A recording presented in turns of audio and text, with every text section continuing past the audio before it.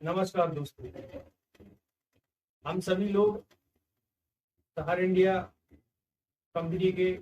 पथरिया जिला दमोह मध्य प्रदेश से field worker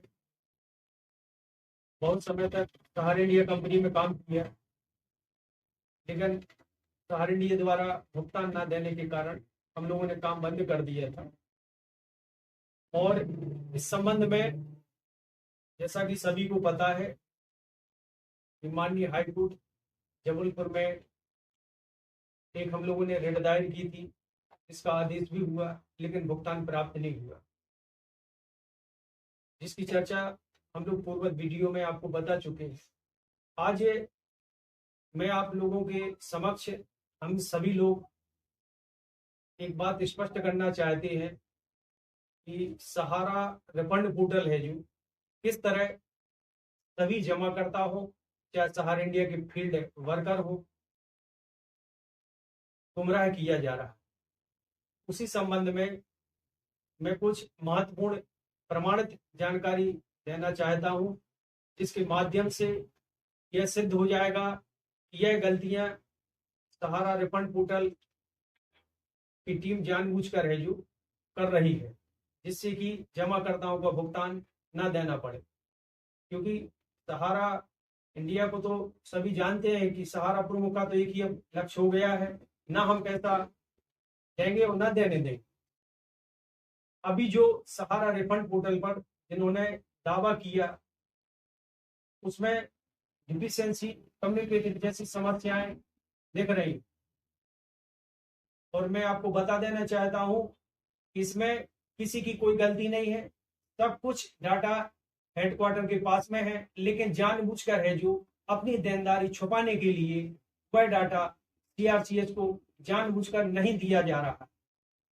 मैं प्रमाणित साक्ष्य के सहित है जो स्पष्ट कर सकता हूं कि कंपनी है जो जानबूझकर इस तरह का कृत्य कर रही है अपनी देनदारियां छुपाने के लिए, ताकि माननीय सर्वोच्च न्यायालय ना पूछ ले कि 86,000 करोड़ रुपए आखिर कहां गए। इसी संबंध में हम सभी लोग हैं जो माननीय मुख्य न्यायाधीश महोदय सर्वोच्च न्यायालय भारत, माननीय मुख्य न्यायाधीश महोदय मध्य प्रदेश उच्च न्यायालय, माननीय प्रधानमंत्री जी, माननीय केंद्रीय एवं सहकारिता मंत्री जी, माननीय आर सुभाष रेड्डी एवं गौरव अग्रवाल जी एवं केंद्रीय रजिस्ट्रार महोदय को बहुत ही जल्द पत्र के माध्यम से अवगत कराने वाले हैं संपूर्ण साक्ष्य के सहित। आज सभी को पता है कि सहारा इंडिया द्वारा निरंतर भुगतान न देने के कारण तरह तरह से गुमराह किया गया है। ना ही न्यायालय के आदेशों को माना जा रहा है, ना ही उपभोक्ता फोरम के आदि वैधानिक संस्थाओं की नियमों की धज्जियां उड़ाई जा रही। नेता हो चाहे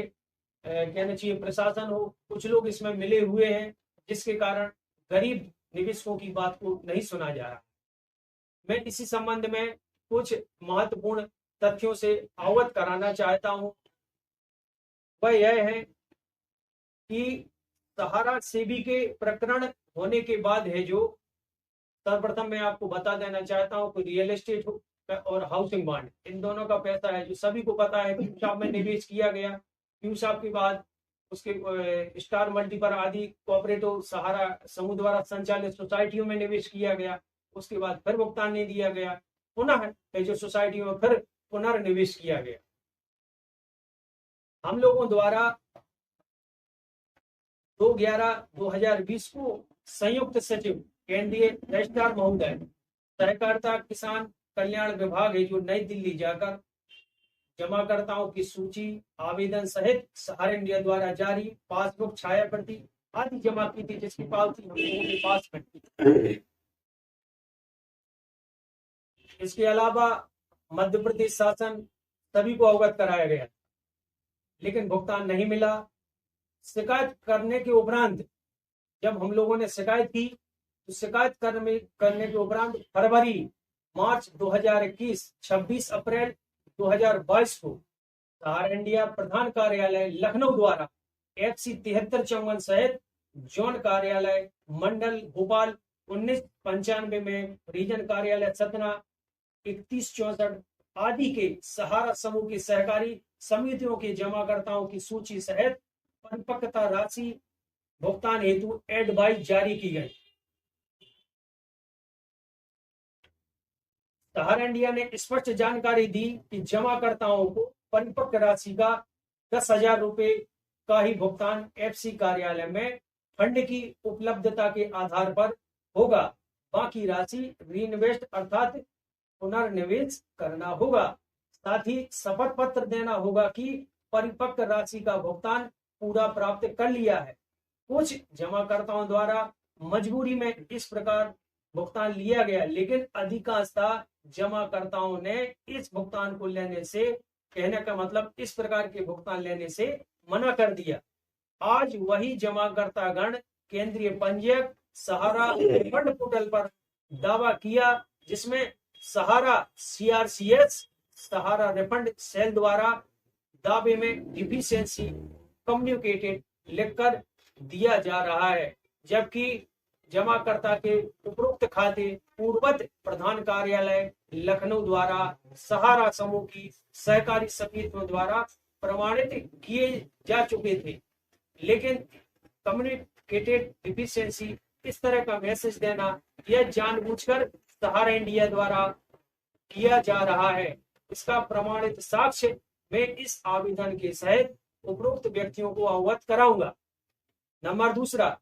जमाकर्ताओं और फील्ड वर्करों का भुगतान न मिलने से जिला उपभोक्ता फोरम में प्रकरण दर्ज किए, लेकिन अनेकों जिला उपभोक्ता फोरम के आदेश के बावजूद भी सहारा समूह की सहकारी समिति व अन्य सहारा इंडिया द्वारा लागू योजनाओं का भुगतान नहीं दिया गया। उसके उपरांत 21 फील्ड वर्कर अर्थात हम लोगों द्वारा जमाकर्ताओं के भुगतान की समस्या को लेकर माननीय हाईकोर्ट जबलपुर में रिट पिटीशन 28/288/2021 दर्ज की गई, जिसका आदेश भी है जो 1/9/2022 को दिया गया। माननीय हाईकोर्ट जबलपुर के आदेश अनुसार निम्नलिखित सहारा इंडिया परिवार द्वारा लागू डिवीजन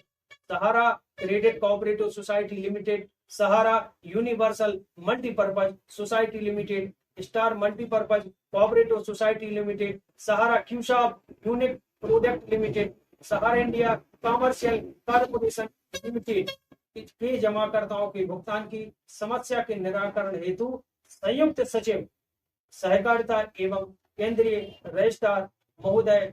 कृषि सहकारिता एवं किसान कल्याण विभाग कृषि एवं कल्याण कृषि भवन नई दिल्ली को आदेश दिया गया था। साथ ही 16 अन्य सहारा इंडिया परिवार द्वारा लागू डिवीजन सहित वैधानिक अधिकारी उत्तरदाता थे।